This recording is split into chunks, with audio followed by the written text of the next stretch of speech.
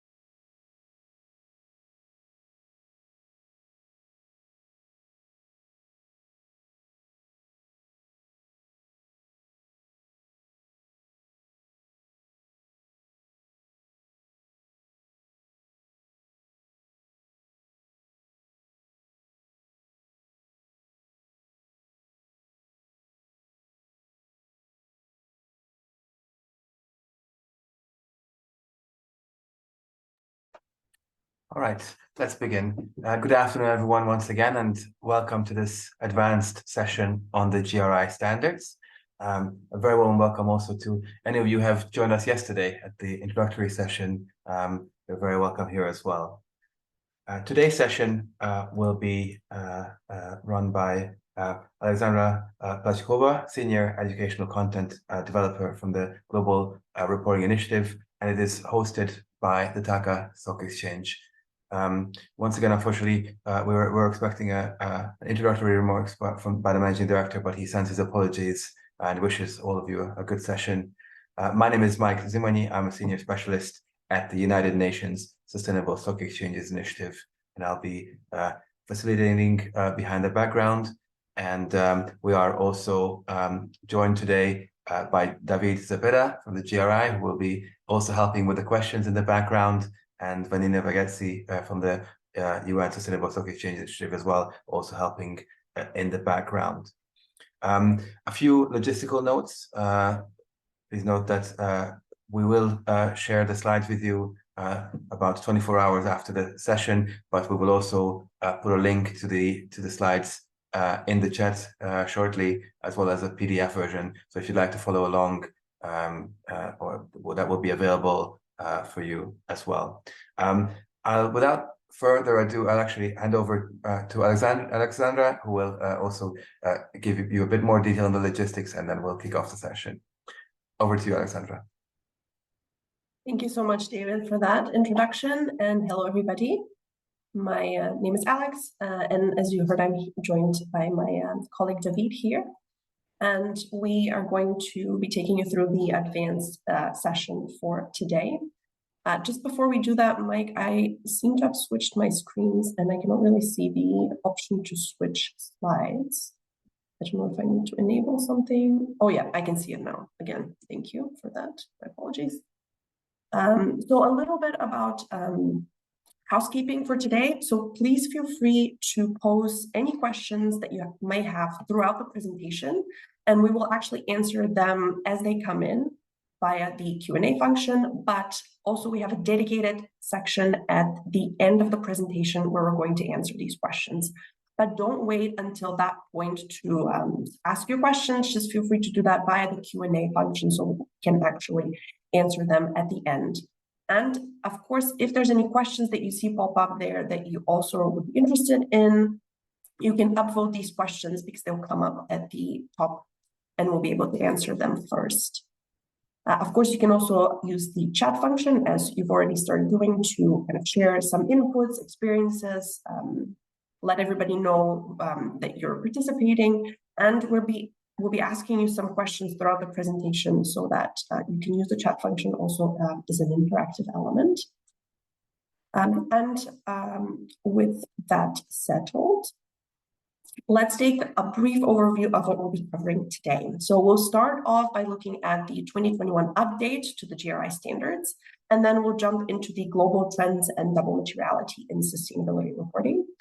We will also take a very detailed look at understanding impacts and materiality according to the GRI standards. And finally, we will examine how to translate material topics into GRI reporting through GRI disclosures. And as I mentioned, we're having a dedicated Q&A session at the end of the training. But once again, please feel free to input your questions in the Q&A function in Zoom as we go along. And before we start off, finally, here are the learning outcomes for today. As you can imagine, they very much reflect what we'll be covering in our agenda. So I won't be going through them in detail, but you can revisit them as you look to the slides at a later point. So as I mentioned, our first part of today, we're going to be focusing on the GRI Universal Standards in their revision in 2021. So you may be wondering, since it's already 2023, why exactly we're going to be looking at the revised universal standards. And that is because of the difference between the effective date and the date that is in front of the standards. So indeed, if you open any of the new standards, you will see 2021 reflected there. But in fact, the effective date, meaning the date from which these standards are mandatory to be used when reporting in accordance, is January 1st, 2023. So on that or after that date, which is actually this year, although we're almost finished with 2023. And that is so because we leave, as GRI, we leave a bit of time for organizations to update their reporting practices, which I'm sure you know better than anybody cannot happen over time.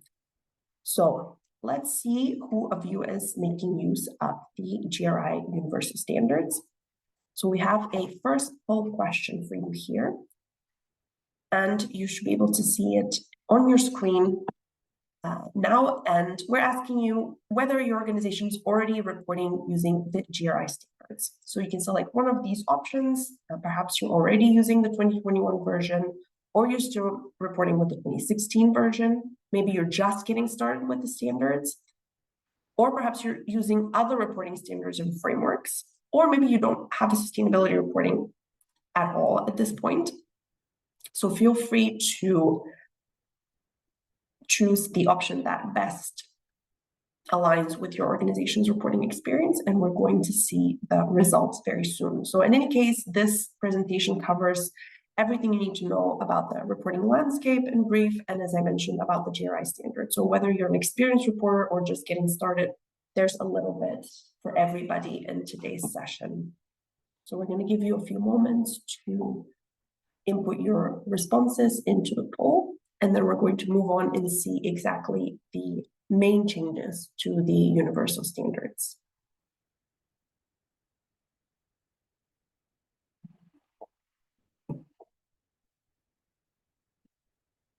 And there we go. We have the results ready. You should be able to see that. So 54% of you are not using the GRI standards, but using other frameworks or regulations. So that's very interesting to see. And there's 9% of you who are still reporting with the 2016 version of the GRI standards. And some of you don't have a sustainability report yet. And for those of you, again, who are reporting already with the 2021 version, perhaps this presentation will make things a little bit clearer for you.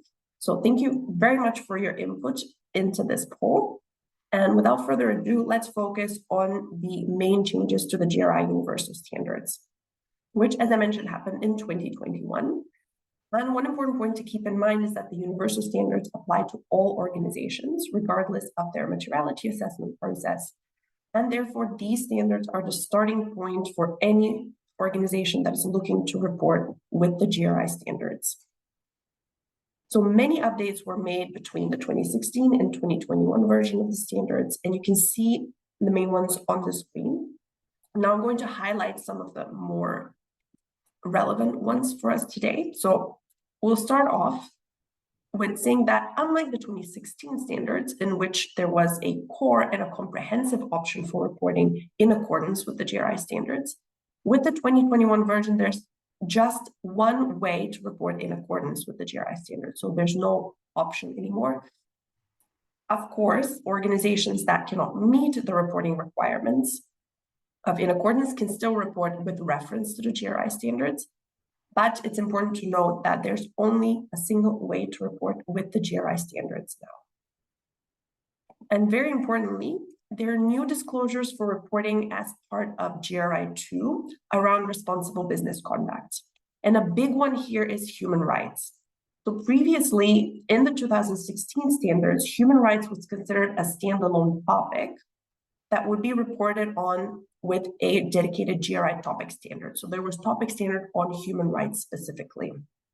And that meant that human rights as a topic was only reported if an organization thought it was material to it.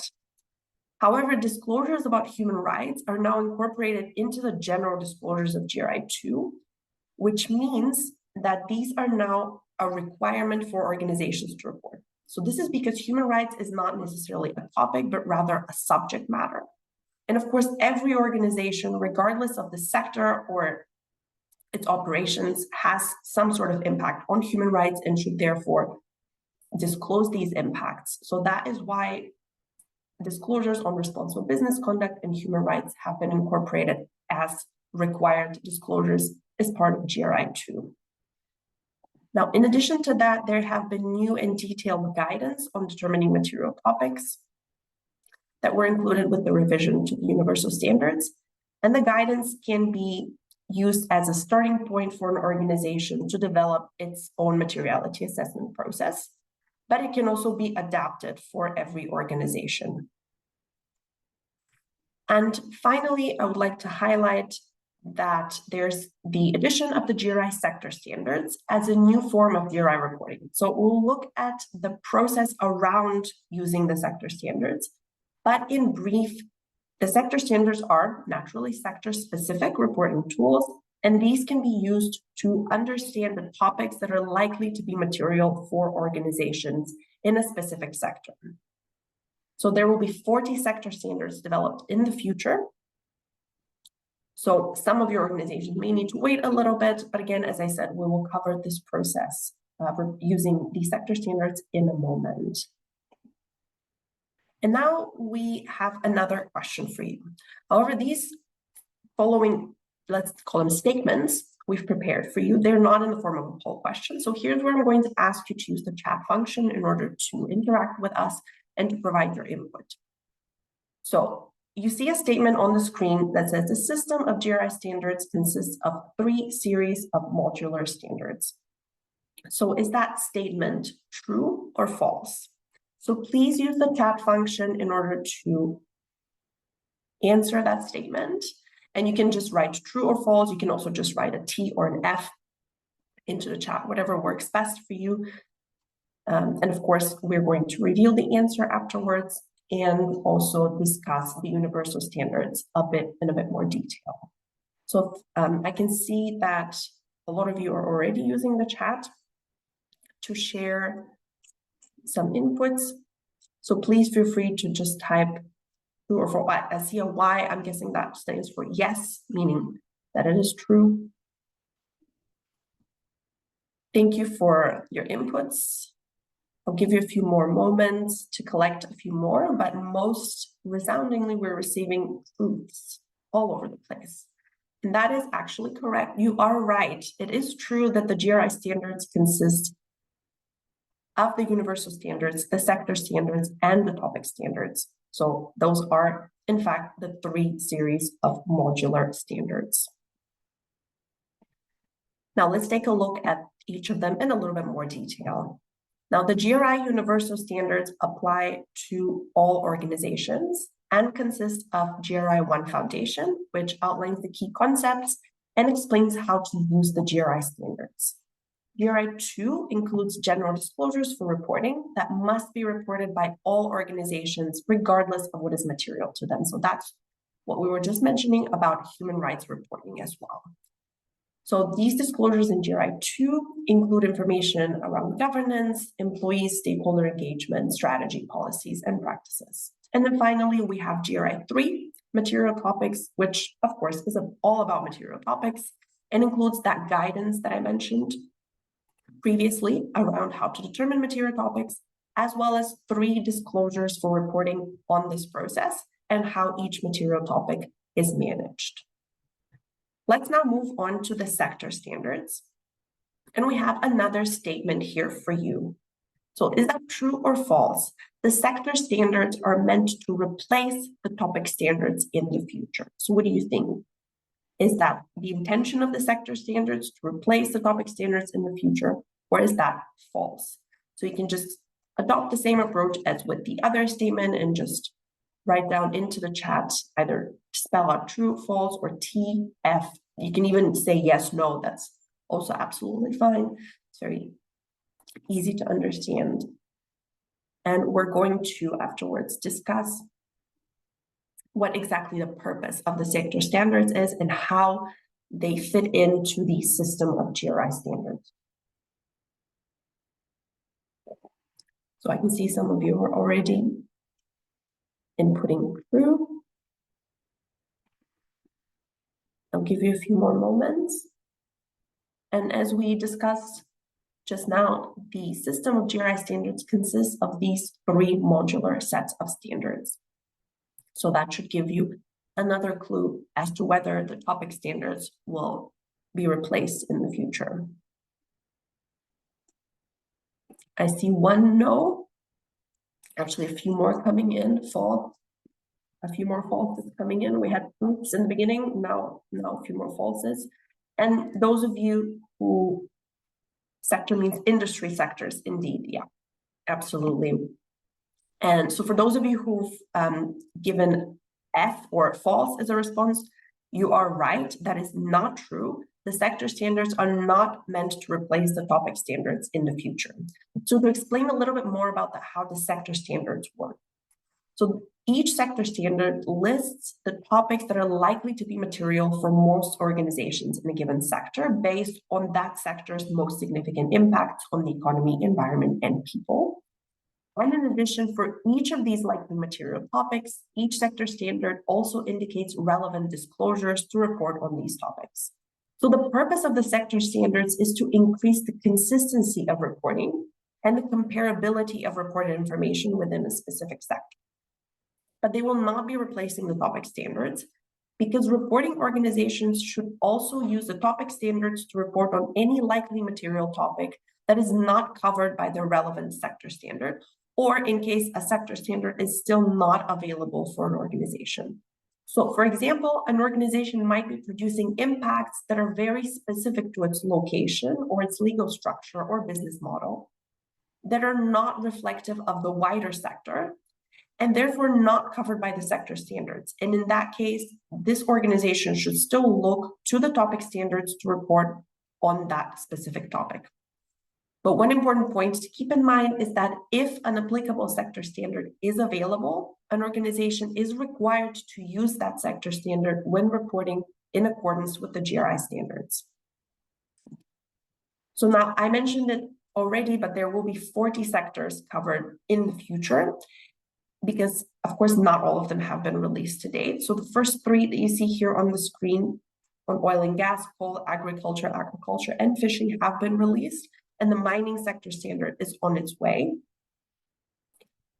But overall, the sectors have been grouped into these 4 categories that you can see on the screen, and you can visit the GRI website for more information on when exactly the different sectors will be covered.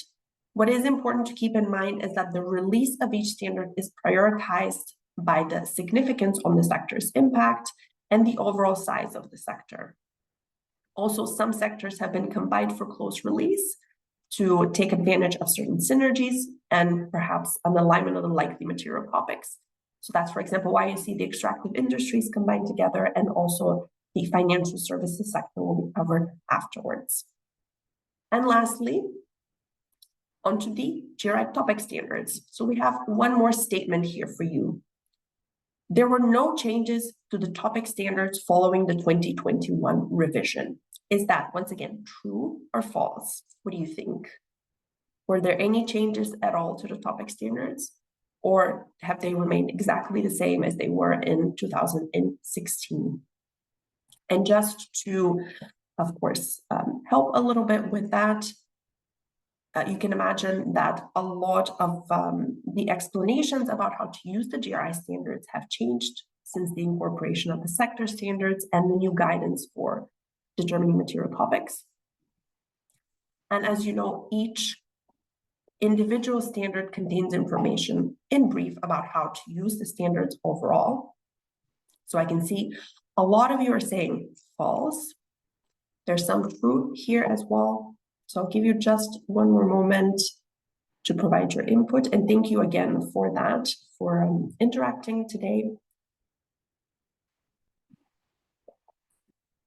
And for those of you who've said false, you are right. That is indeed false, because all topic standards were adapted to ensure consistency with the 2021 universal standards, mostly in terms of terminology, the references, and the introductory section. So there haven't been major changes to them, but there has been an overhaul to make sure that they align with the wording of the revised universal standards.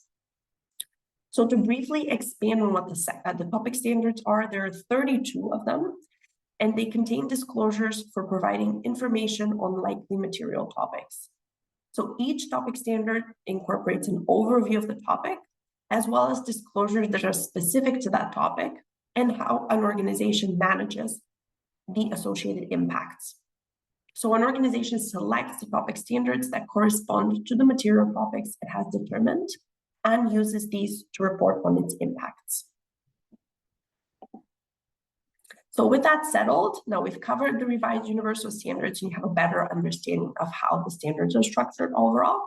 So let's now move on to the second part of today's session. We're going to be discussing global trends and sustainability reporting and double materiality. So I'm sure you're all aware that the sustainability reporting landscape is very dynamic. And there's growing pressure for organizations to be transparent about their impacts. And that has led to many tools to be developed for reporting guidance or certification. And unfortunately, we've seen some confusion about those tools and what each is intended to do. But in reality, the differences between the tools are quite clear, actually.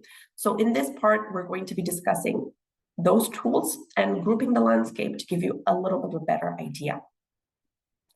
So we're going to start by grouping the landscape into these four categories that you see on the screen. So we have standards, frameworks, indices, rankings, and ratings, and certifications. So on the onset, not all of these are used for sustainability reporting. Actually, only standards and frameworks are. The others can be used to assess an organization's sustainability performance, but they are not used by organizations for reporting itself. So I will only take you through standards and frameworks for the purposes of this training, but do feel free to review indices and certifications at a later point. So let's start by looking at standards. So a standard refers to a set of reporting requirements that is established by a recognized authority. Sustainability reporting standards provide very specific instructions on how to report sustainability information, and they can include specific metrics, disclosures, and methodologies to use. So in the world of sustainability reporting, standards are in fact the most comprehensive reporting instrument that an organization can meet, because again, they ask for very specific criteria that should be reported on each topic. And consistent use of these standards means that the information that is generated is also very comparable between organizations, which of course helps stakeholders make informed assessments and decisions. And of course, this is really the purpose of sustainability reporting standards, to create a sort of global, common, and standardized language and information system around sustainability that can be used to understand and compare performance. So common standards and framework that you can see on the screen, for example, are the European Sustainability Reporting Standards, or ESRS, that will be released later this year. Then we have the IFRS Sustainability Disclosure Standards that were released earlier this year, and of course, naturally, the GRI standards. Now, frameworks, on the other hand, provide a broader conceptual structure or an outline that basically guides the reporting process.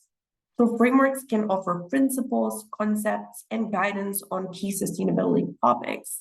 But unlike standards, frameworks usually do not include defined reporting obligations or specific criteria and requirements for reporting. So organizations might use a framework to guide their reporting on a topic in the absence of a standard, or of course, to guide their sustainability-related strategy or practices. Ultimately, reporting using a framework means that sustainability information is a lot less comparable between organizations, because the decision around the metrics and the structure of the report in general are determined by the organization itself. So you can imagine that there's not as much comparability. For example, we have the UN Global Compact, which uses a principle-based framework to guide corporate behavior in areas like human rights, labor, and the environment. And it provides a broad questionnaire to share information on each of these topics, but it doesn't require specific data to be reported on each. And it's also interesting to note that frameworks often help to shape standards, but so by providing a guide for structure and information to include. And as an example, we have TCFD recommendations that have actually shaped the IFRS Sustainability Disclosure Standards. And as I mentioned, after that, we have the indices, rankings, and ratings, and certifications. Sorry, I'm just clicking through the slides. But as I mentioned, you can read that afterwards so that we can cover the next part of the training. Sorry, there we go. So before we dig deeper into comparing some of these instruments that we saw on the previous slide, let's discuss double materiality in order to be able to categorize these instruments a little bit. So in sustainability reporting, we see two takes from two different pillars. So we have the impact reporting perspective, which is perhaps the one that you're already familiar with. And the basis of this perspective is to explain how reporting organizations impact the wider world, or more specifically, how an organization's activities and business relationships impact the economy, environment, and people, which of course can be both positive and negative. And reporting on these impacts through this perspective of materiality provides transparency around how the organization is contributing to sustainable development. So that's why we call this an outward perspective, because we're looking outside of the organization to see its wider effects. And the information that is generated through this impact perspective of sustainability reporting is relevant to many different stakeholders, including customers, employees, investors, and communities. On the other hand, the other perspective is the sustainability-related financial reporting perspective. And that is a little different, and it's a bit closer to traditional concept of financial materiality in accountancy. So this perspective looks inward to consider the effects that sustainability challenges can produce on the organization itself, and most specifically related to its financial value. So from this perspective, we can see the financial risks that a sustainability challenge can pose to an organization, as well as, of course, financial opportunities. And this perspective is more about sustainability of the entity itself, and therefore is relevant to an investor audience that wants to understand the financial risks that are associated with an organization. So let's look at some examples of this reporting and see how it can be done in practice. There we go. So here on the slide, you can see 4 likely material topics. So if we zoom in on an example, the topic of emissions. So if we look at emissions from an impact reporting perspective, we will be looking for information about the effects that an organization's emissions are producing on the environment, whereas a financial perspective will look at how emission generation is producing financial effects. For example, if there's emission taxes, how that can affect the organization financially. Now, if we look at a topic such as employees, from an impact reporting perspective, we will be looking at how an organization's operations are affecting its workers' health and safety. Whereas from a financial reporting perspective, we'll be looking at how health and safety incidents of workers could affect the productivity of the organization, and of course, by that logic, its financial position. So these examples are not exhaustive of what an organization could report on these material topics. It's just an example to showcase the two different perspectives of materiality. And what is very important to keep in mind is that the perspectives of double materiality should be considered in their own right. So it is not when a topic is relevant to both of these that it should be considered material. So you can see some overlap in the topics for reporting on these two perspectives, but there will be certain material topics that only belong to one perspective. Now, the concept of double materiality is gaining increased attention in sustainability reporting, and it reflects the growing understanding that financial and sustainability performance are interconnected and should be evaluated holistically. And that's why we're seeing a drive towards reporting based on this two-pillar structure of financial sustainability and impact reporting, with a core set of common standards for each pillar that are considered on an equal footing, and often with these two sets of information in the same integrated report. So as an example, globally, this can be fulfilled through the GRI standards for sustainability impact reporting, whereas the financial reporting can be accomplished through the IFRS Foundation sustainability disclosure standards. So in order to meet a double materiality requirement, an organization can use the GRI standards together with the IFRS sustainability disclosure standards, for example. So now we're very curious to know about your organizations. And we have one poll question for you here. And we're going to ask you which perspective of materiality your organization is incorporating in its reporting. So there's actually a two-part of this question. But for the sake of time, let's just focus on the first one, where we're asking you about the perspective of materiality that your organization is incorporating into its reporting. So are you using the impact perspective, the financial sustainability reporting perspective, or perhaps you're adopting a double materiality approach and reporting on both? So as I mentioned, you'll see 3 questions on the screen, but let's just focus on the first one, as I'm conscious on the time and would like to leave enough room for all your questions at the end of the session. So once we've collected your feedback, we'll share the results, and then we'll take a high-level look at the different reporting instruments of the landscape and what perspective of materiality each of them assume.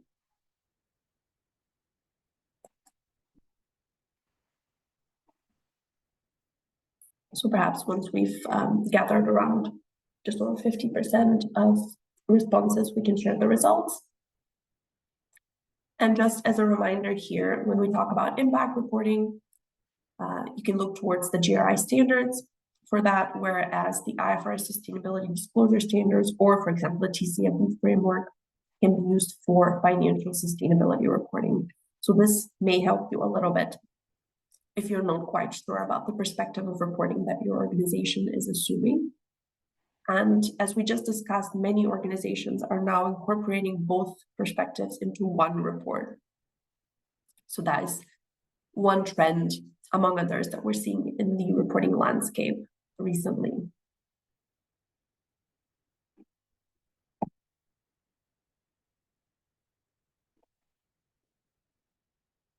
So perhaps we can give a few more moments and then share the results.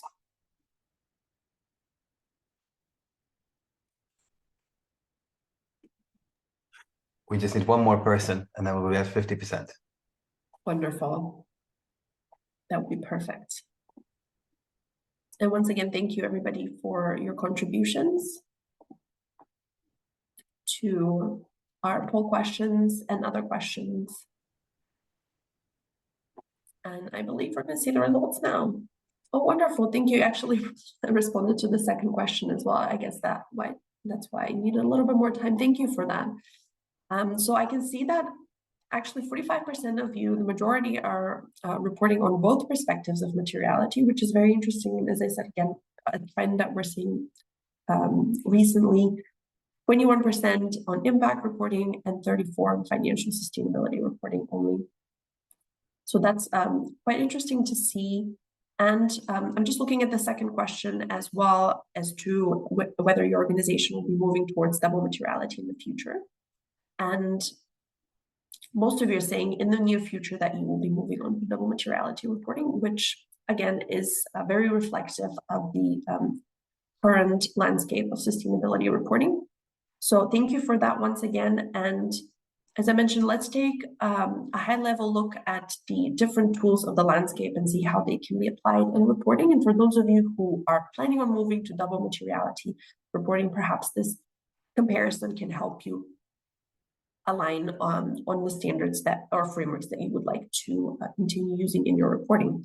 So just to recap, we have, of course, the GRI standards, the TCFD recommendations, or the Task Force on Climate-Related Financial Disclosures, the recently released IFRS Sustainability Disclosure Standards, and the ESRS, or the European Sustainability Reporting Standards that were created by EFRAG.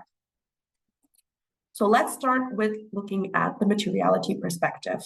So the GRI standards are currently the global standards with an exclusive focus on impact materiality, and actually the most widely used impact reporting standards globally.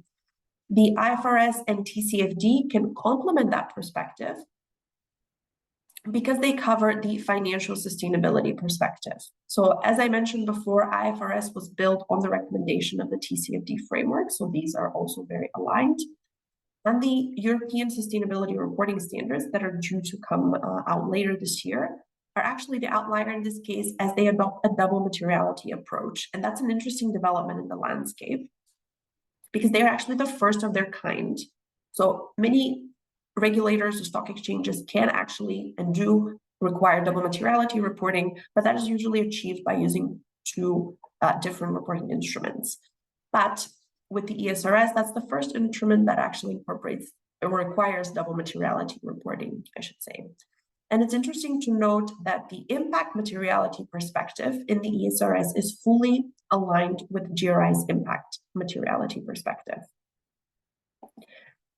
And of course, the materiality perspective does influence the focus audience. So sustainability-related financial reporting is geared more towards investors, whereas impact reporting is meant for a wider multi-stakeholder audience. So you can see that reflected in the instruments that are more relevant for each audience group. Now, in terms of scope, GRI and ESRS adopt the widest scope covering a wide range of sustainability issues, whereas TCFD focuses exclusively on climate-related disclosure. Now, the IFRS standards, the first release standards, are also taking the perspective of climate first, but there will be more standards in the future covering other topics as well. Now, the ESRS will be mandatory for organizations that fall within the scope of the Corporate Sustainability Reporting Directive, and we'll look briefly in a minute how this can affect your organizations. The rollout of the ESRS will be staggered and affect certain organizations at different times. Now, the IFRS sustainability disclosure standards may be mandated by certain jurisdictions, but we cannot say that for sure as of yet. So it's obviously important to keep a close eye on these developments. And finally, TCFD and GRI are largely voluntary. And around the world, GRI reporting can be mandated in certain jurisdictions. For example, the Taiwan Stock Exchange mandates reporting with the GRI standards, but largely reporting with these two instruments is voluntary. And now I'm going to skip forward to assurance. So reporting with GRI and TCFD does not require assurance, but this can and is in fact undertaken by organizations, once again, on a voluntary basis.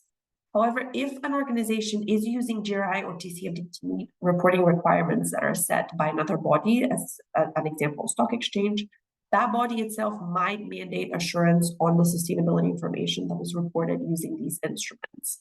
So it could happen that an organization is required to assure its GRI reporting, even though the GRI standards themselves do not require external assurance. Now, the IFRS sustainability reporting standards may require assurance, but this will be once again determined on a jurisdictional level.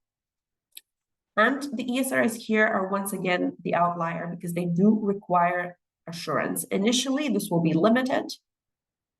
However, it is with the intention of moving to reasonable assurance, and actually the EU is intending to create assurance standards for that. So it is worthwhile to note that in some years' time, reporting requirements imposed by the EU will apply or could apply to certain companies in Bangladesh as well. So EU reporting requirements have different dates for when the standards become available to an organization. But the 1st of January 2028 is when reporting requirements will affect organizations which are not located within the EU, but which have substantial activities in the EU or a subsidiary of a certain size. So I won't go into the specifics, but you can refer to this slide later to see if the standards will be applicable to you.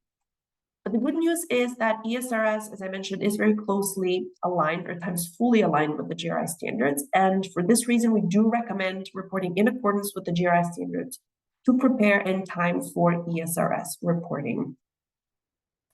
And finally, let's touch on assurance. So sustainability reporting is, of course, growing, and so is assurance. And that's because stakeholders are increasingly looking for audited information, particularly investors. But while the frequency of sustainability reporting is very high, there's quite a difference between reporting and assurance rates. So we anticipate that this will rise in the future, especially since more and more instruments are requiring external assurance. So globally, most assurance is provided by audit firms. And in terms of the level of assurance sought in 2021, approximately 80% of all assurance engagements resulted in limited assurance reports. And information that is disclosed with the GRI standards is assured more often than any other reporting framework or standard at 39% globally, which again is not a very high number, but that does reflect the fact that assurance of sustainability information is not as mature. And you'll notice that in the disclosures in GRI 2, there is an obligation to disclose whether assurance has been sought. But again, as a reminder, assurance is not required when reporting with the GRI standards. So now that we've covered the landscape of sustainability reporting and we have a better idea of GRI's position in that dynamic landscape, let's turn our attention to part 3 of the session, where we're going to talk about understanding impacts and materiality when using the GRI standards. So what you see on the screen is an example of how the sustainability reporting process using the GRI standards can be structured. But it's important to note at the onset that this process and the way it's organized and ordered is not a requirement when reporting in accordance. It's just to help us visualize it. So when we discuss materiality, it's very important first to understand what the GRI standards mean by the concepts of impact and material topic. And as you may know already, these are 2 of the key concepts that lay the foundation for sustainability reporting with the GRI standards. And the definitions of these concepts can be found in GRI 1 Foundation, which is the starting point for reporting using the standards. So here on the screen, you can see the definitions of impact and material topic. And again, there's more detailed explanation they can find in GRI 1. So just to highlight one important point about the definition of material topic, because it has changed following the 2021 update. So now a topic is material when it represents an organization's most significant impacts on the economy, environment, and people, including impacts on human rights. And the focus is now exclusively on impacts. Engagement with relevant stakeholders does inform the process of identifying impacts, but it is no longer a sole criterion in and of itself as to whether a topic is material, because it used to be, in the 2016 version, that stakeholder input was the sole criterion, but it is no longer the case. So that's very important to remember when determining material topics with the GRI standards. So when we talk about materiality and reporting in accordance with the GRI standards, it's also important to draw your attention to requirement 3 in GRI 1, which requires the organization to determine its material topics, meaning to go through a materiality assessment process, and of course to use the applicable GRI sector standards if these are available.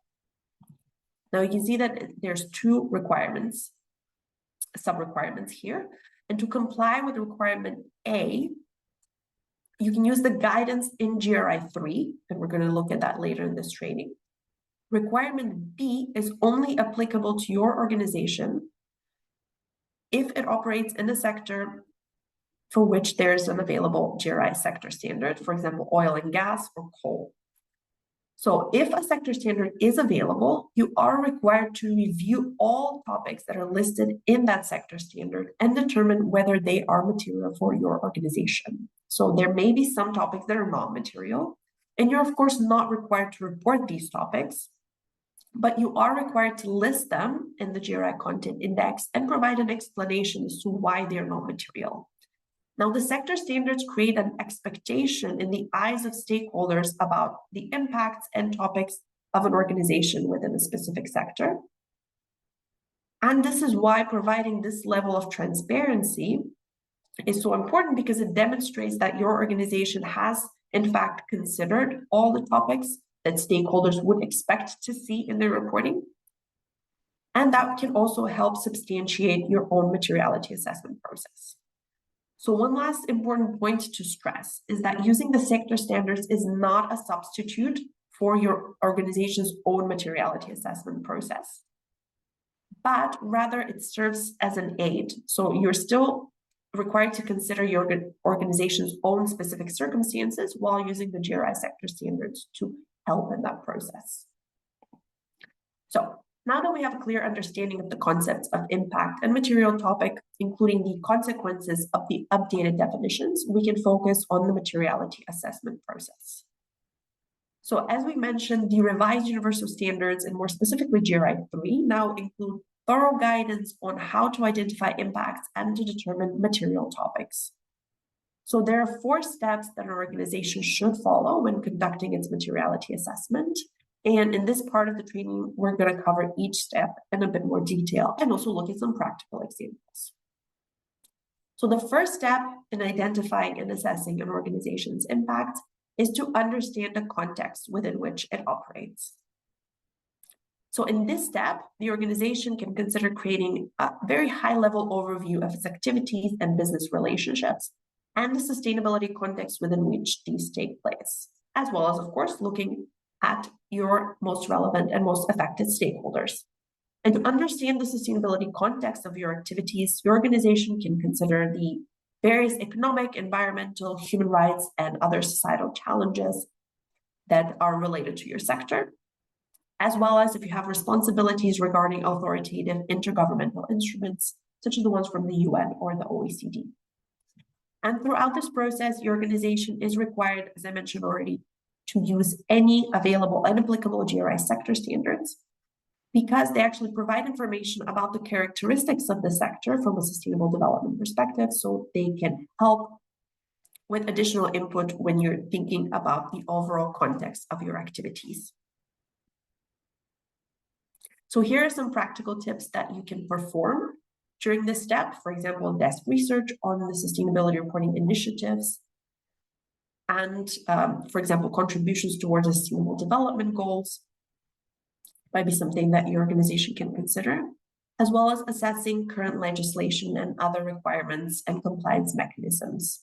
And another activity is performing benchmarking and gap analysis, just to see what your peer organizations are doing and to identify any gaps in your reporting and potentially how to close these gaps. So as we mentioned in this step, it's already important to look at the available and applicable GRI sector standards.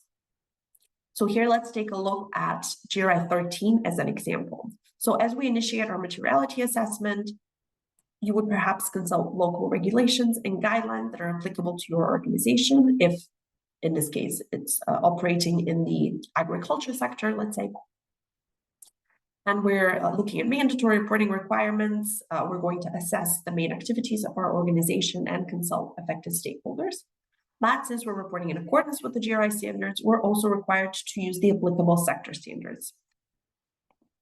So in GRI 13, that covers our organization sector, we'll find general information about the sector and specific trends under the section sector profile, as well as the primary activities and business relationships within the sector. So again, this will feed into step 1 of the process to determine material topics and just help your organization understand if it's covering the most relevant information. So let's take a brief look at a practical example of how an organization has applied this first step of the process. So we're going to look at FIFCO, which is the Florida Ice and Farm Company, which is a Costa Rican food and beverage company.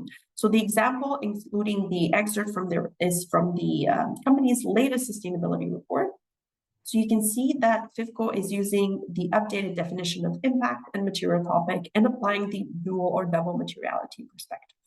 And from the image from their report, you can see that they're, of course, assessing their sustainability context by doing environmental analysis, the company's business model and strategies, looking at stakeholders, assessing local regulations and other reporting frameworks, and of course, using the revised definition of impact and risk to get to their list of material topics.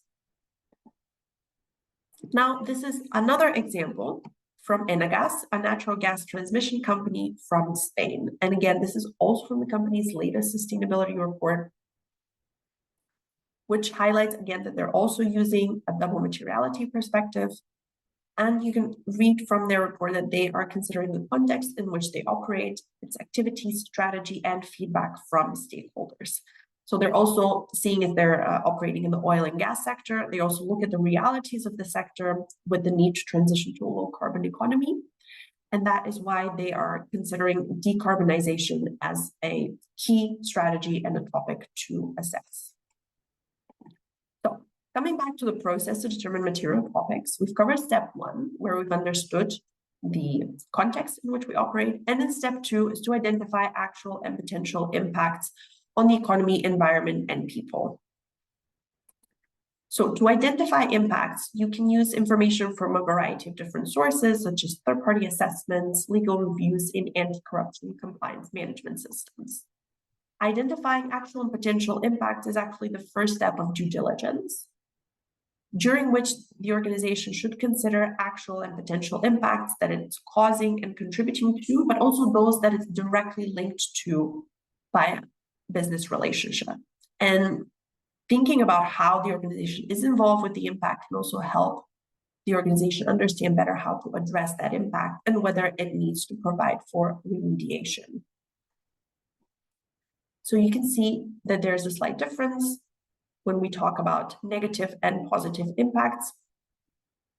But again, this is part of the due diligence process of identifying negative impacts. When we talk about positive impacts, we're thinking about how our organization is contributing to sustainable development and always keeping in mind any potential negative impacts that may arise from a positive contribution. Now, as we mentioned, throughout the process to identify impacts, your organization should refer to the applicable sector standards for more information. So now, if we go back to GRI 13, assuming that we're working for an organization in the agriculture sector, in GRI 13, you will find a section about the sector and its relationship to sustainable development. So as you read through that, you will encounter various impacts that are indicated for the sector, for example, food security and production, animal health and welfare, employment practices, and so on. And this will help you make sure that all you're covering in your reporting is aligned with expectations of stakeholders that are reflected in the sector standard. So if we come back to Enagás, the example that we looked at earlier, we can see how they've applied the second step of the process. So based on the narrative, from the company's report, they have considered the impacts that are directly linked to their operations, but again, also those that are occurring in its supply chain or through its business relationships. And in this way, Enagás can assess the extent to which it is involved with the impact and, of course, understand how to manage each impact. Now, in step 3 of the process, identifying impacts and determining material topics, your organization assesses the significance of the impacts it has identified in order to prioritize them. And prioritization enables your organization to take action to address its impacts and to determine material topics. So when assessing the significance of negative impacts, a distinction must be made between actual and potential impacts, because the significance of actual impacts is determined by their severity, whereas for potential impacts, it's a combination of severity and likelihood, which can also be referred to as risk. Severity is determined by its scale, scope, and irremediable character of the impact, and likelihood, of course, refers to the chance of the impact happening. And when we assess the significance of positive impacts, it's actually quite similar. The significance of actual positive impacts is determined by scale and scope of the impact, whereas for potential impacts, we're also looking at the likelihood of the impact because they have not happened. And here, during this step, it's important to also engage with stakeholders and experts and to collect their views. So let's look at an example again. We're going back to FIFCO. And based on their impact assessment, FIFCO identified 29 aspects or likely material topics that are relevant to its operations and activities. In order to assess the significance of the impacts, FIFCO has used the materiality matrix that you see on the screen, where each topic or aspect, they call them aspects in the report, is assessed based on the severity and likelihood and is assigned a numerical value in the table that you see on the left of the screen. So the higher the number, the more significant the impact. So if we look at number 3, which falls into the green quadrant, that is for the topic of water. So the impact factor, meaning FIFCO's impact on water as a shared resource, is 240, whereas the risk factor, which means how impact of water as a shared resource on FIFCO's value creation, is actually at a score of 300. And that combined makes for a high impact, and that's why that topic was prioritized for reporting, but we're going to see that shortly. So you will notice that when performing steps 2 and 3 of the process to determine material topics, an organization should engage with relevant stakeholders and experts in order to gather their inputs about the most significant impacts of the organization's operations that are affecting them. So though the input of stakeholders is no longer a sole criterion as to whether a topic is material, it is important still to understand stakeholder concerns in order for an organization to be able to understand its own impacts.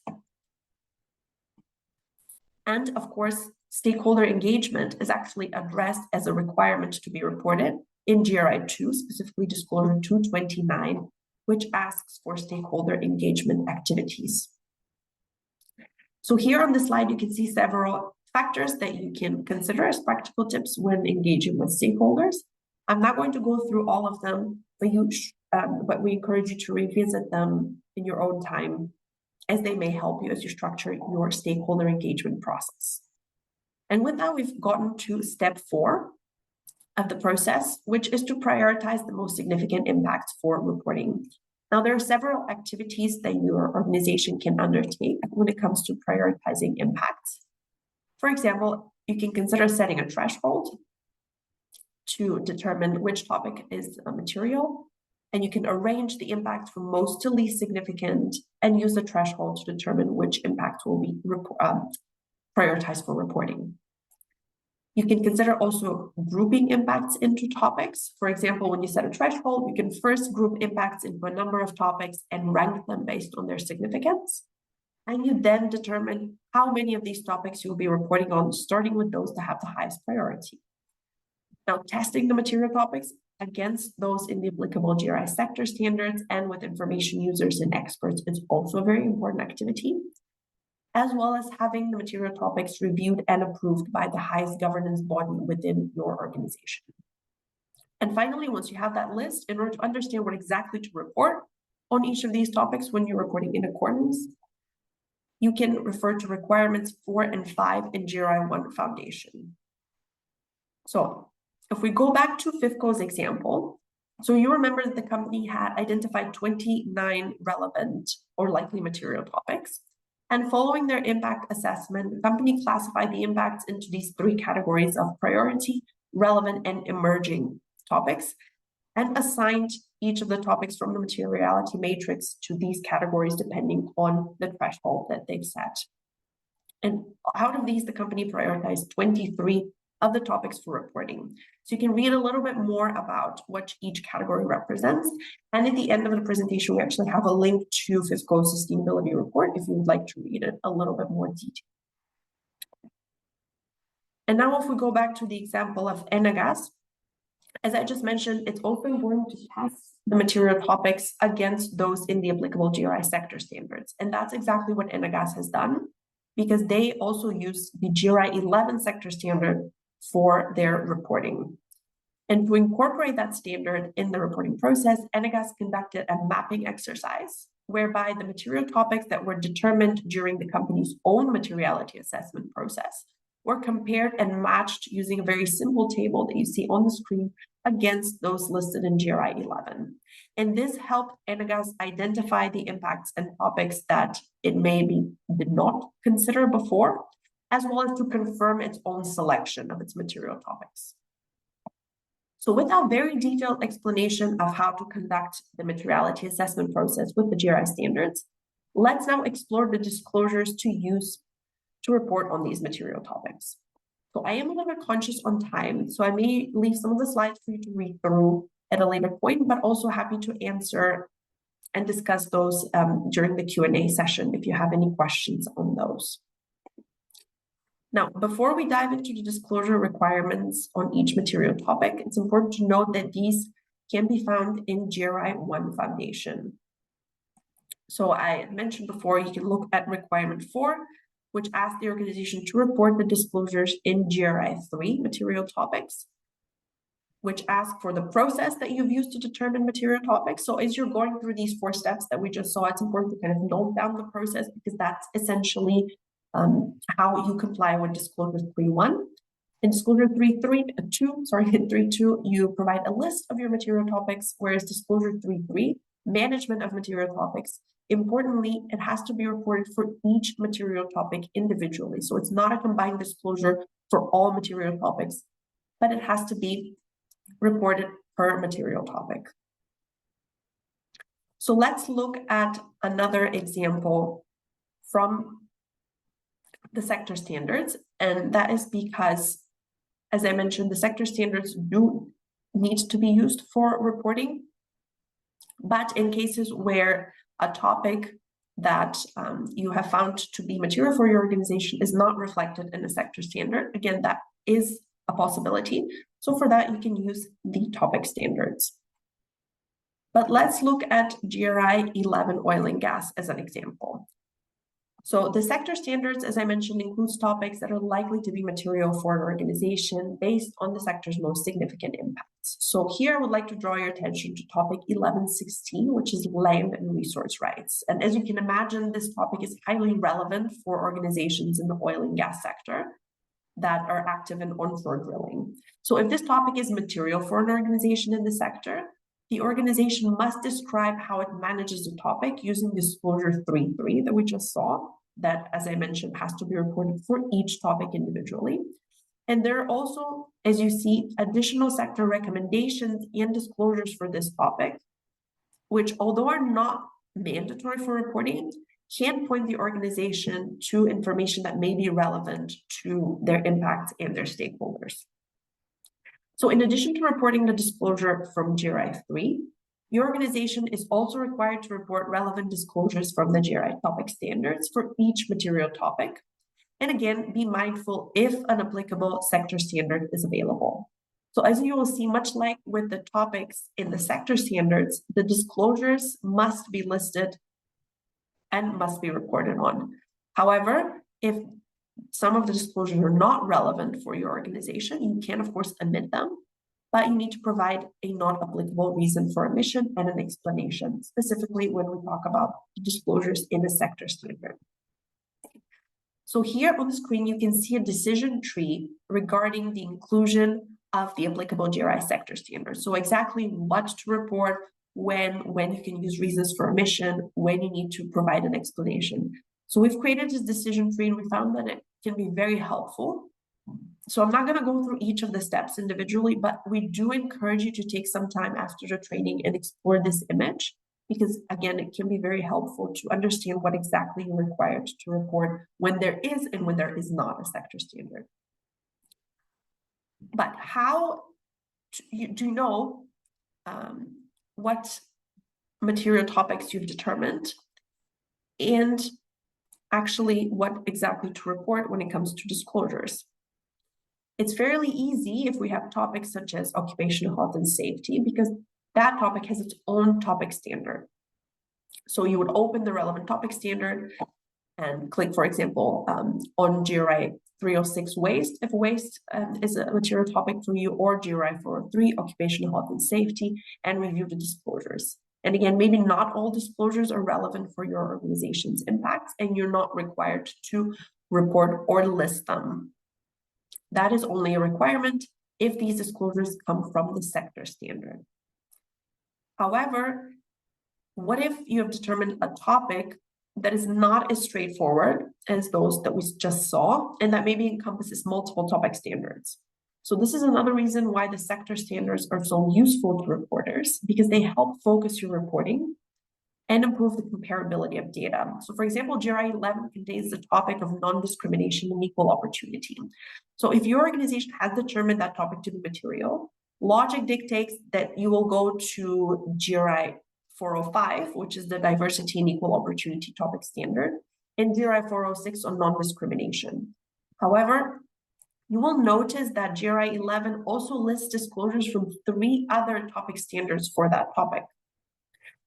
So instead of having to go through all of the different topic standards to locate disclosures, the sector standards basically provide them all for you in one location. And as we discussed earlier in the training, in addition to the GRI standards, there may be other standards and frameworks that your organization can make use of. And these disclosures, importantly, should be reported just as comprehensively and rigorously as the GRI standards ones, and must also be listed in the GRI content index. Now, in addition to disclosure 3.3, management of material topics from GRI 3, an organization is also required to select disclosures from the GRI topic standards for each topic that it has determined to be material. And again, disclosure 3.3 must be reported for each material topic. And although there may be some overlap in the information that is reported, because some topic standards disclosures also ask for information on how a topic is managed. So naturally, your organization does not need to report the same information over and over again, but can rather provide references to where the information can be found in order to comply with specific requirements. And this is where the GRI Content Index comes into play. So let's focus on that for a little bit. Now, reports prepared in accordance with the GRI standards must contain a GRI Content Index because it provides an overview of the organization's reported information and helps stakeholders navigate the report. So you'll find in the content index stuff like location of information, such as page numbers, URLs, for all disclosures that the organization is reporting against, and for all of its material topics.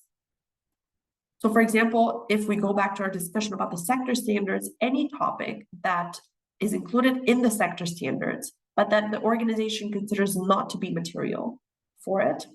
So these topics must be listed in the company's GRI Content Index, along with an explanation of why the topic is not material. So all of that information can be found in the content index, and it helps the stakeholders very quickly locate the information that they are looking for.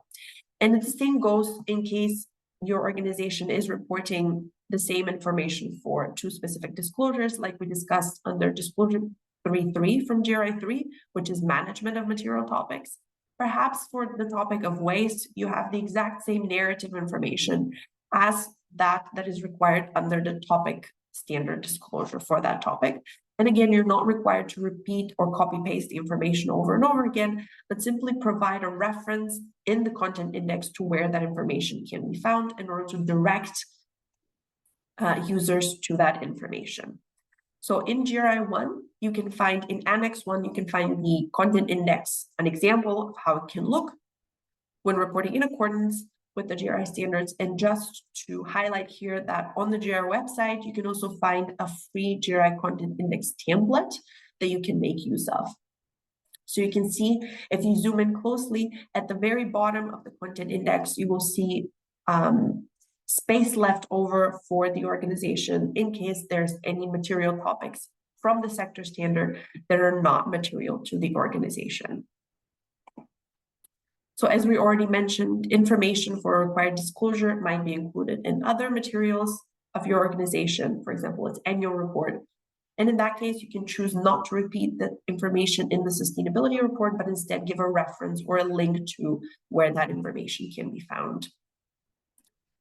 And you can choose a combination of electronic or paper-based formats for your reporting, as well as different formats for the report and the content index. But importantly, the references that you put in the content index must be publicly available and readily accessible. So with that, we've gotten to our summary slide for today. So here is a brief summary of what we covered. And we started with an update to the GRI Universal Standards, where we focused on the main updates. We looked at the sustainability reporting landscape, double materiality, and how GRI fits into the whole picture. And we also discussed in great detail the process to determine material topics in the GRI standards and how exactly to report disclosures for your material topics. So with that, we're moving on to the final part, as I mentioned at the start of the session, where we have our Q&A. So I don't necessarily see any questions that are open at the moment. There are some questions that have been answered already, so I'm going to thank David for that. But if any of you find any questions that you want to ask now, or perhaps you can even raise your hand, use the function in Zoom to raise your hand. If you want to ask your question live, I would be happy to answer it now, but do feel free to ask any questions in this part of the training, because I can imagine it can be very confusing when we talk about topic standards, sector standards, disclosures to report here and there. So please feel free to ask any questions so we can maybe clarify that, any doubts that you may have. We do have two hands up. They've been up for a while, but maybe we can see if they'd like to ask a question. So absolutely. That's three of them. So let's start with I'm sorry for the name pronunciation, John Kumar Gupta. If you want to unmute, you are you're able to talk if you'd like to ask a question.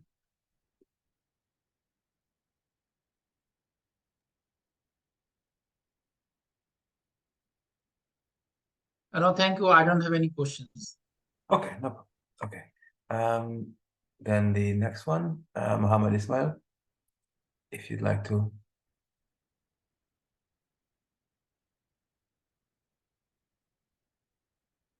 And perhaps also leftover hand up. Maybe we'll answer a question. We have Mohin Chowdhury as well. Let's try that one. So if you can unmute if you'd like. Hi, can you hear me? Yes. Yeah. Okay. Hi, Alexandra. I'm Mohin. I'm from Citibank Limited. This is a renowned bank in Bangladesh.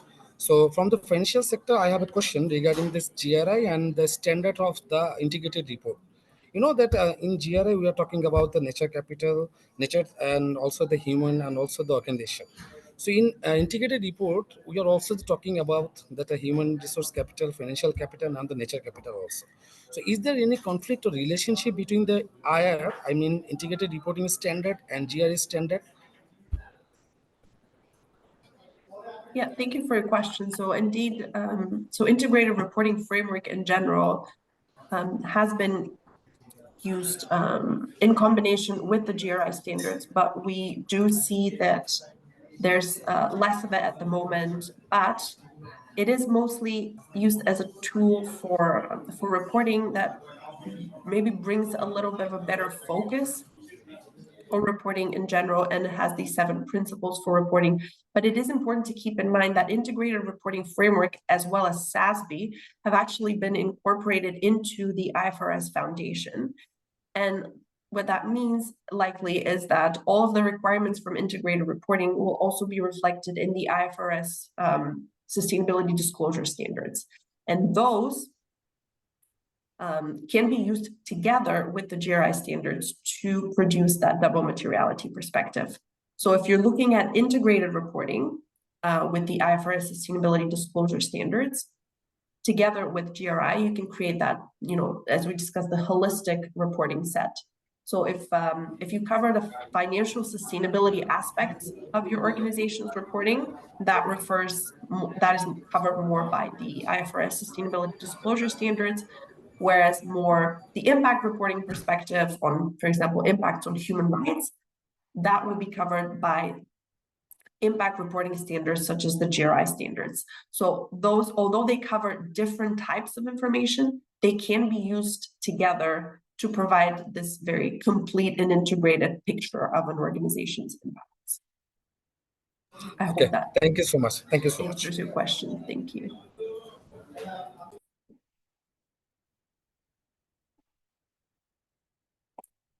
Now I'm just going through some questions I've actually got. Financial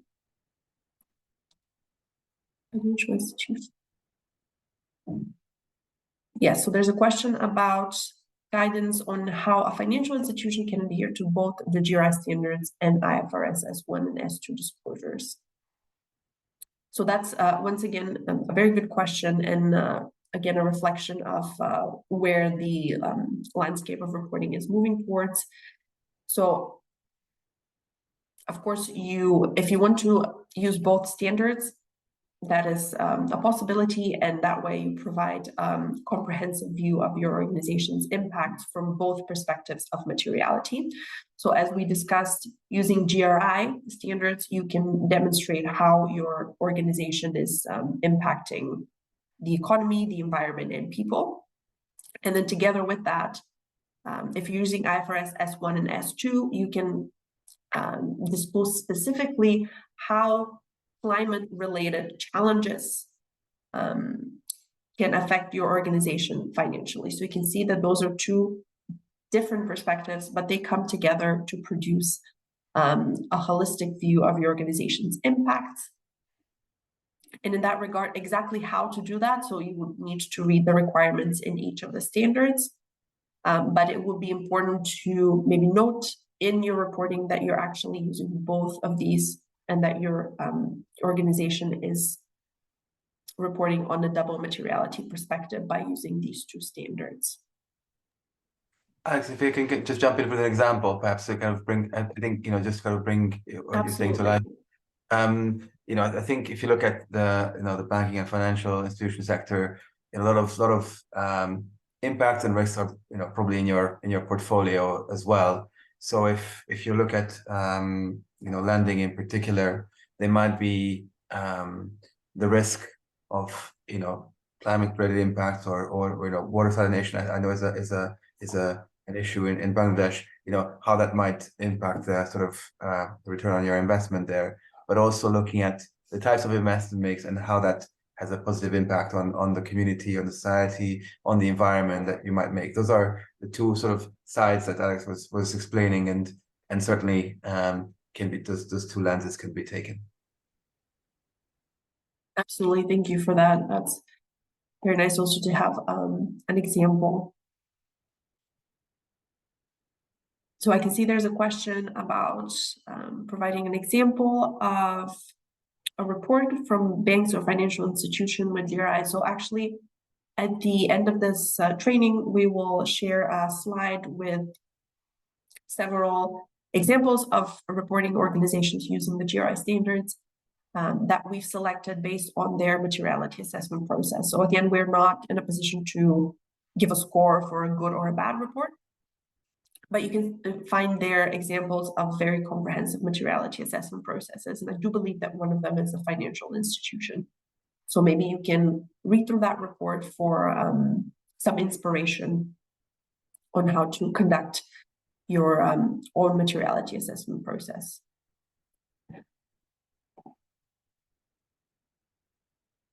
So I don't see any questions at the moment in the Q&A, but do feel free to pose any questions that may come up. And again, we can also unmute you so you can ask your question live.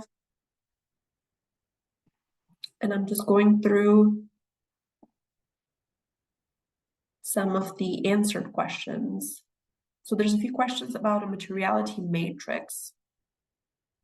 And I'm guessing those maybe come from organizations that have been using the 2016 version of the GRI standards, where and GRI 101 Foundation actually had a materiality matrix where, if you remember, organizations were encouraged to plot their impacts based on, of course, the outward impact of the organization, including on one axis, and on the other axis, the inputs and decisions of their stakeholders.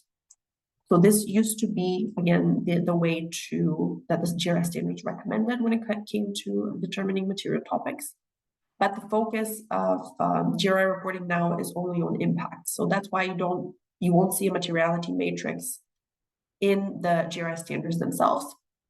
But you may see a materiality matrix if you're looking at other reports, especially if they adopt the double materiality perspective. So both reporting examples that we looked at during today's training, you will see that there are materiality matrices in the organization's reports, because they plot the impact and the risk factor on each axis in order to understand both how their organization is impacting the wider world, as well as how sustainability issues are affecting the organization financially. So that helps with risk management and so on. So perhaps if you see materiality matrix, it will likely take that approach.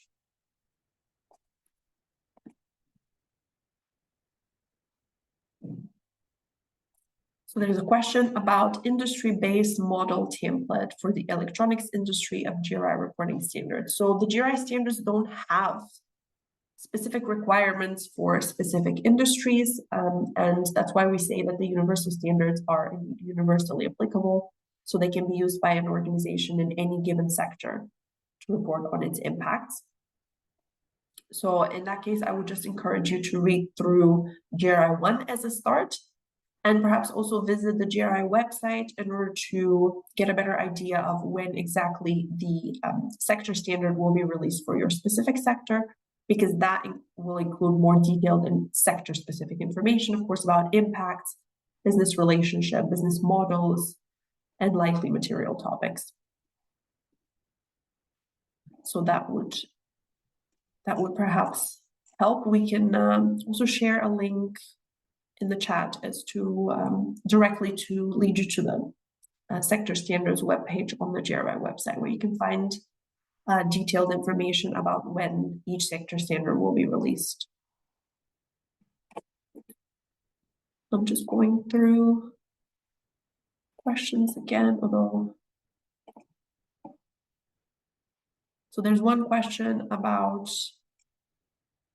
what to do if there is no sector standard. Indeed, so as I mentioned, financial services as a whole, I think it will consist of 3 or 4 individual sector standards.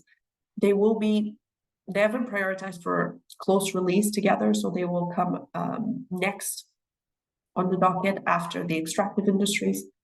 So once the mining sector standard is released, there's already actually work that's begun on the financial services sector. So you can expect those very soon.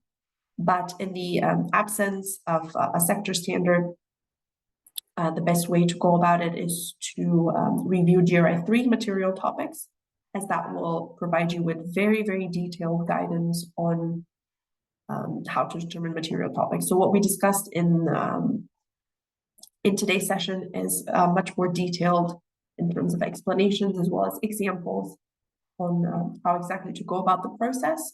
And of course, that together with the GRI 1 in order to understand exactly what disclosures you need to report and from where. And of course, going through the slide deck of today's session. And specifically, I'll point you to that decision tree that I noted a few slides back that will help you understand what exactly you need to report when there is and when there is not a GRI sector standard. So we can give a couple more minutes for any last burning questions. And afterwards, we have just a few more slides to share with you, one of which, as I mentioned, was the slide with example reports.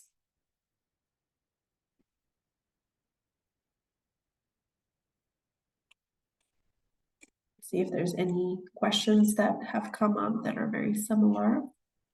I would say it's an interesting question. I guess the question is around sort of any sort of upcoming developments. Are there any potential obstacles or considerations I should be aware of when seeking to publish a report for my upcoming project that is not yet physically established or under construction? Oh, so is this a question around upcoming projects, or whether are there any standards?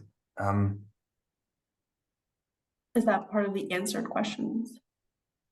It's in the chat, perhaps. Oh, in the chat. Yes, there was I actually didn't no get the chat. This is just one question. I'm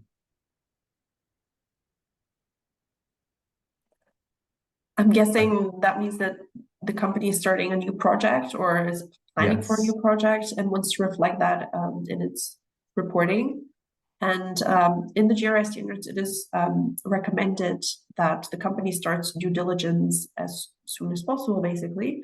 So at the onset of a project, even when you start the planning, to conduct due diligence in order to identify any potential negative impacts, because we're not only, when we're reporting with the GRI standards, the point is not to look only at actual impacts that have already happened or that are currently happening, but to have a forward-looking approach, meaning to look at potential impacts that can affect the economy or society. So there's definitely considerations to be made before you start a project, just to make sure that all stakeholders are informed, that you've considered all environmental issues that may arise after that project, so that you're better prepared to assess the risks and understand how to avoid that impact from happening, but also how to remediate it in the future if if the impact is unavoidable. I'm just going to quickly scroll through to see if there's any questions that perhaps were asked in the chat that we missed. But I don't necessarily see anything in particular. So I think David was very, very active. So all the questions are answered, and we have about 4 minutes left. That's perfect timing then. So I will move us on to the next steps. And here on this slide, you will find some interesting resources that you can explore further, like the GRI standards download page and a link to the GRI content index template that I mentioned previously. So you can use that template already as it is. You can also change it very visually to fit your organization's reporting style. And one thing to keep in mind about the content index is it can look at in any way that would fit your organization's brand identity, as long as it complies with the requirement 7 in GRI 1. So that lists, I believe, 10 sub-requirements for the GRI content index. So as long as you make sure that all of these are reflected in the content index, you can make it look any which way you want. We also have a link to different alignment documents. As I mentioned previously, the GRI standards are aligned with different reporting instruments and authoritative intergovernmental instruments as well, to make sure that we achieve our goal to harmonize the reporting landscape as much as possible. And there's also the mapping document between the 2016 and 2021 version of the GRI standards. For those of you who are still reporting with 2016 version, I do want to point out that as of 1st of January this year, reporting with the 2016 version is no longer a valid form of reporting with the GRI standards, because the 2021 version came into effect, which means that is the only valid version for reporting with the GRI standards. So if you want to understand how to transition to that version, that mapping document will be very helpful for you. And after that, we also have the several GRI services that you can consider. So for further training, you can explore our GRI Academy, or check out the GRI community and report services for other support options that we offer. And you will also find my email address at the bottom here if you want to ask any specific questions. Feel free to do that. And finally, here are the examples of sustainability reports with clear explanations of materiality assessment processes. So as I mentioned previously, we as GRI cannot say what a good or a bad report is in terms of its contents, but we do often get questions that relate to this.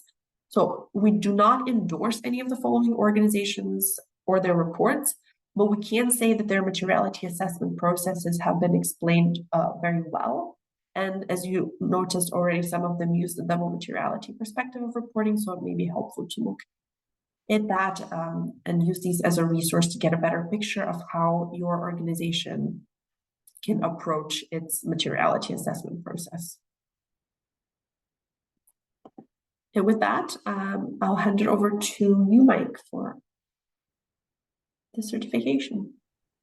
Thank you very much, Alex, for this wonderfully insightful session, and David in the background also answering all those questions. And thank you, importantly, to the Dhaka Stock Exchange for hosting this session. We hope that you found this helpful. The final and very important question that kept coming up is, how do I get a certificate? And this is how you get a certificate.